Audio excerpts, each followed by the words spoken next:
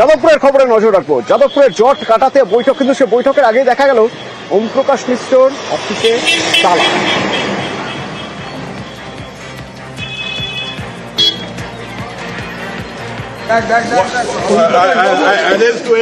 The posters are removed.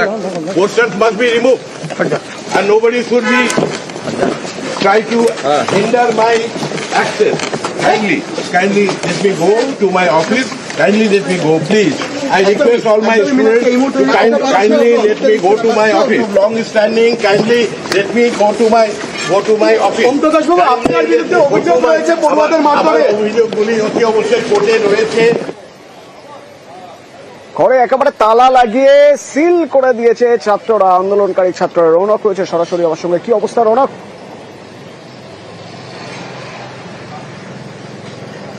দেখো, একেবারেই 12টার সময় ওম প্রকাশ মিশ্র নিজের যে বিভাগ সেই বিভাগে আসেন এবং তার যেই ঘর সেই ঘরে কিন্তু আগে থেকে আন্দোলনকারী পড়ুয়ারা তালা দিয়ে তার উপরে প্যারিস দিয়ে সিল করে দিয়েছিল। কিন্তু তারপরে দেখা যায় ওম প্রকাশ মিশ্র তিনি কিন্তু ঘরের ভেতরে প্রবেশ করে কার্যত একটা ধস্তাধস্তি তৈরি হবে। তোমায় দেখাবো এখন যে ঘরের সামনের পরিস্থিতি। এসএফআই এর তরফ থেকে কিন্তু ঘরের বাইরে অবস্থান করা হচ্ছে, কারণ তারা বলছেন যে ওম প্রকাশ মিশ্র কিন্তু হেনস্থা করেছে ছাত্রছাত্রীদের, এমনই একটা অভিযোগ নিয়ে আসছেন। এবং সেই কারণে একদম যে ওম প্রকাশ মিশ্রের যে ঘর ভেতরে বসে রয়েছেন ওম প্রকাশ মিশ্র, ঠিক বাইরেটাতেই কিন্তু এসএফআই এর যারা ছাত্রীরা রয়েছেন তারা হাতে পোস্টার নিয়ে বিক্ষোভ দেখাচ্ছেন এবং তাদের দাবি যে তারা হেনস্থার শিকার হয়েছে এবং ওম প্রকাশ মিশ্রকে তারা কোনো মতে ক্যাম্পাসে ঢুকতে দেবে এবং তার আগে থেকে কিন্তু তার যে ঘরে তারা তালা দিয়ে সিল করে রেখেছিল।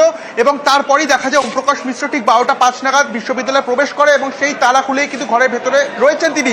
একদিকে যেমন তিনি ঘরের ভেতরে রয়েছে, তার বাইরেই কিন্তু এসএফআই যারা রয়েছেন পড়ুয়ারা তারা বিক্ষোভ দেখাচ্ছেন এবং তাদের দাবি যে ওম প্রকাশ মিশ্রকে বিশ্ববিদ্যালয়ে তারা ঢুকতে দেবেন না।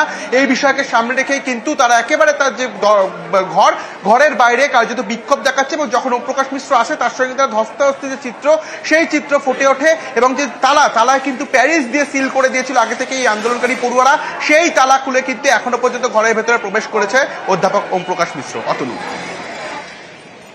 ধন্যবাদ। আমরা বিশৃঙ্খলা চাই না, আমরা অচলাবস্থা চাই না, আমরা ক্লাস বয়কটও করিনি। যারা করেছে তারা এসে কর্তৃপক্ষের সাথে কথা বলে দেখুক আদৌ মেটে কিনা, কারণ তারা তো বৈঠক করে বিশৃঙ্খলা মেটায় না। যদি মেটার হতো তাহলে ব্রাত্য বসুর সঙ্গে বৈঠক করে সেদিনই বিশৃঙ্খলা মিটে যেত, সেটা তারা চায় না। কাজে আমরা এসে আমাদের সুনির্দিষ্ট 4টে দাবি প্রভিসির কাছে জমা দিয়েছি এবং বলেছি, তিনি আমাদের আশ্বাস দিয়েছেন যে প্রত্যেকটা দাবি তোলা হবে এবং এটা নিয়ে ভবিষ্যতেও তারা ভেবে দেখবেন। এইটুকুই আমরা মিটিংয়ে থাকলাম না, আমাদের দুজন প্রতিনিধি প্রোটোকল মেনে আমরা এসেছিলাম এবং আমরা আমাদের দাবি জানিয়ে গেছি।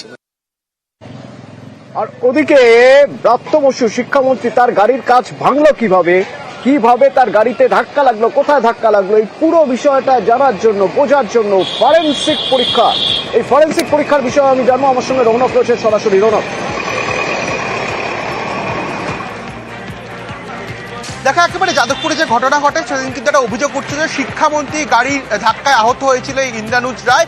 সেক্ষেত্রে কিন্তু শিক্ষামন্ত্রী যে গাড়ি সেই গাড়ি ফরেনসিক করা হয়েছে যে কিভাবে ধাক্কা লাগলো এবং শিক্ষামন্ত্রী গাড়িরও কিন্তু কাঁচ ভাঙা হয়েছিল, লুকিং গ্লাস ভাঙা হয়েছিল, সেই কাঁচের যে ভাঙা অংশ সেগুলোকে ফরেনসিকের যারা আধিকারিক রয়েছেন তারা সংগ্রহ করেছে। ঠিক কি ঘটনা ঘটেছিল এবং কারা এই কাঁচ ভাঙলো, কিভাবে কাঁচ ভাঙা হয়েছিল সেই বিষয়ে কিন্তু ফরেনসিক পরীক্ষা ইতিমধ্যে সম্পন্ন হয়েছে এবং এই বিষয়কে কেন্দ্র করেই গত পরশু দিনকে যাদবপুর বিশ্ববিদ্যালয়ের দুজন পড়ুয়াকে যাদবপুর থানায় ডাকা হয়েছিল, তাদেরকেও জিজ্ঞাসাবাদ করা হয়েছিল এবং শিক্ষামন্ত্রী যিনি গাড়ির চালক তাকেও কিন্তু জিজ্ঞাসাবাদ করা হয়েছে। অর্থাৎ যাদবপুরের যে ঘটনা সেই ঘটনা একটা অভিযোগ উঠেছে যে শিক্ষামন্ত্রীর গাড়ি কিন্তু ধাক্কা মেরেছে ইন্দ্রনুজ রায়কে এবং সেই বিষয়কে কেন্দ্র করেই শিক্ষামন্ত্রীর গাড়ি ফরেনসিকের যে পরীক্ষা সেই পরীক্ষা সম্পন্ন করা হয়েছে এবং তার জেরে কিন্তু দুজন পড়ুয়াকে জিজ্ঞাসাবাদ করা হয়েছে এবং গাড়ির চালককেও জিজ্ঞাসাবাদ করেছে এবং পুলিশ সূত্রে জানা যাচ্ছে এই বিষয়কে কেন্দ্র করে সেদিন এই বিক্ষোভে যে পড়ুয়ারা সামিল ছিল এরকম আরো বেশ কিছুজন পুলিশি স্ক্যানারে রয়েছে, তাদেরকেও কিন্তু জিজ্ঞাসাবাদের জন্য পরবর্তীতে ডাকা হতে পারে। অতনু,